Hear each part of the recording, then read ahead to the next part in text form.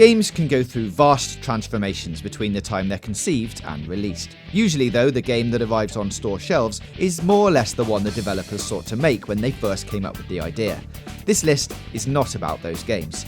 Your favourite game might have started off as an entirely different project. It's time to pull back the curtain on gaming's forgotten history and reveal the secret past of your favourite games. Zombiu was originally Killer Freaks from Outer Space.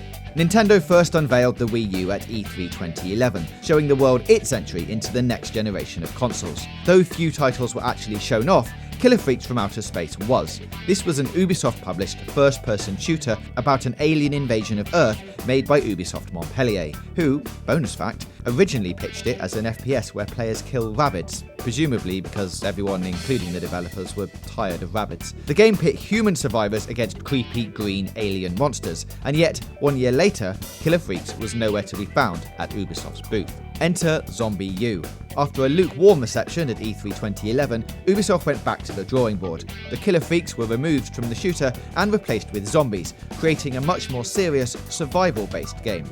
And so, the originally rabbit-starring, then alien-starring Killer Freaks from Outer Space was mutated into one of the better, more ambitious Wii U launch titles. Starfox Adventures was originally a foxless dinosaur planet. British developer Rare was responsible for some of the biggest games of the 90s. Some of its most popular titles, though, were the ones it made with Nintendo characters. Rare was one of the few Western developers that Nintendo allowed access to its coveted roster of icons. Despite this, the GameCube release of Starfox Adventures was not originally a Star Fox game at all. In fact, it was originally a Nintendo 64 game by the name of Dinosaur Planet that had absolutely nothing to do with Fox McCloud. Dinosaur Planet starred Saber, a fox that, while looking a lot like Nintendo's Fox, was actually meant to be a totally different, unconnected fox. Nintendo's Miyamoto met with Rare and noted the similarities between the two franchises' characters, and suggested reaching a middle ground.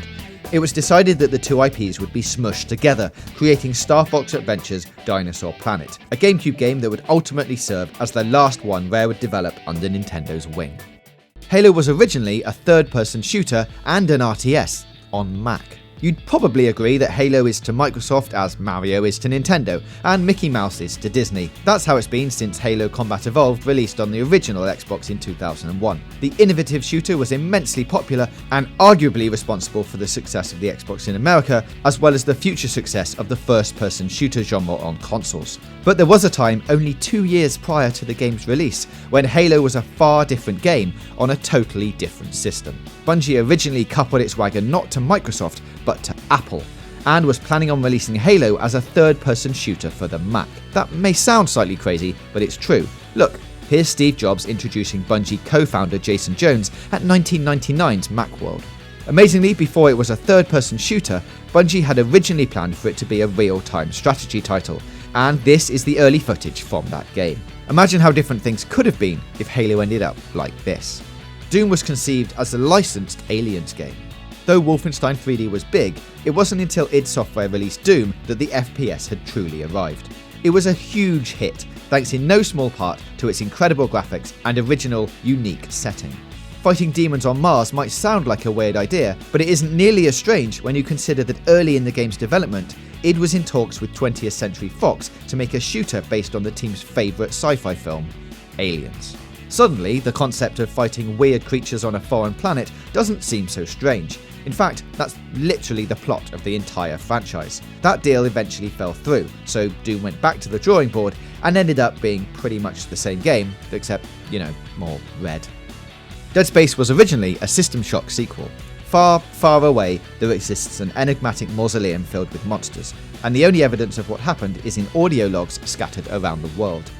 This narrative could realistically describe 3 games: System Shock, BioShock, or Dead Space. While it's well established that BioShock was made as a spiritual successor to System Shock, a lesser known fact is that Dead Space was at one point supposed to be an actual sequel to Looking Glass Games' 1999 sci-fi shooter.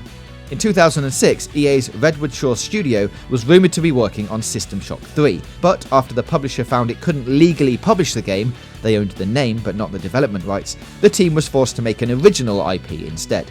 So they went back to work and made Dead Space, a game that takes place far, far away in an enigmatic mausoleum filled with monsters. Devil May Cry started off as Resident Evil 4. Resident Evil was shambling towards stagnation in the late 90s. Though sales of it were strong, Capcom wanted to create something more original for the fourth installment of the incredibly popular franchise. So director Kamiya set out to turn Resident Evil into a stylish action game, ditching the slow, plodding pace of the previous games in favour of a new, superhuman hero. Eventually, however, it was decided that this simply didn't fit within the Resident Evil universe, and Kamiya's action game was just too cool for Resident Evil. His team rewrote the whole story, taking out all the Resident Evil ties and refocusing it in a new universe. Here, a white-haired monster killer named Dante slashed apart hordes of demons and occasionally stopped for a slice of pizza. From the ashes of Resident Evil 4, Devil May Cry was born, and it turns out that people enjoyed the freedom that came from ditching traditional tank controls. Donkey Kong was originally supposed to be a Popeye game.